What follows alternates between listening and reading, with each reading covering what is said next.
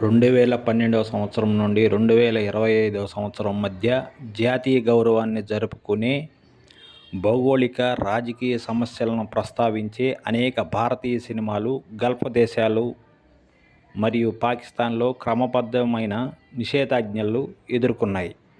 ఈ పరిమితులు వారికి మనపై స్థిరమైన అయిష్టతను వెల్లడిస్తున్నది.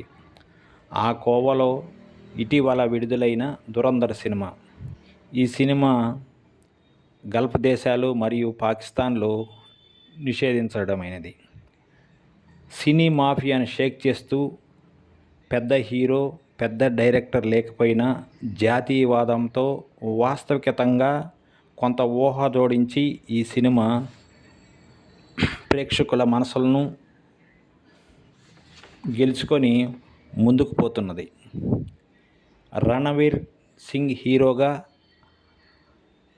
ఆదిత్యధర్ దర్శకత్వంలో ఈ చిత్రం ధురంధర్ ఇటీవల ప్రేక్షకుల ముందుకు వచ్చిన ఈ చిత్రం బాక్సాఫీస్ వద్ద భారీ వసూళ్లు రాబడుతున్నది. ఇప్పుడు 1000 కోట్ల క్లబ్లోకి చేరి మరో మైలురాయిని చేరుకుంది. ఈ ఏడాది భారతదేశంలో అత్యధిక వసూలు సాధించిన చిత్రంగా చెప్పవచ్చు. విడుదలైన మొదటి రోజు నుంచి కలెక్షన్ల వర్షం కురిపిస్తుంది. ప్రపంచవ్యాప్తంగా ఇప్పటిదాకా ఈ చిత్రం 1006 కోట్లు వసూలు చేసింది. నేటి వరకు 753 థియేటర్లలో ఈ సినిమా ఆడుతుంది. భారత్లో 668 కోట్లు వసూలు చేసినట్లు ఈ చిత్ర బృందం చెబుతుంది.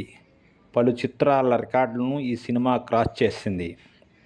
598 కోట్లు రాబట్టిన స్త్రీ 2 సినిమా 601 కోట్లు కలెక్ట్ చేసిన చావా చిత్రాలను క్రాస్ చేసి మొదటి స్థానంలోకి వచ్చింది.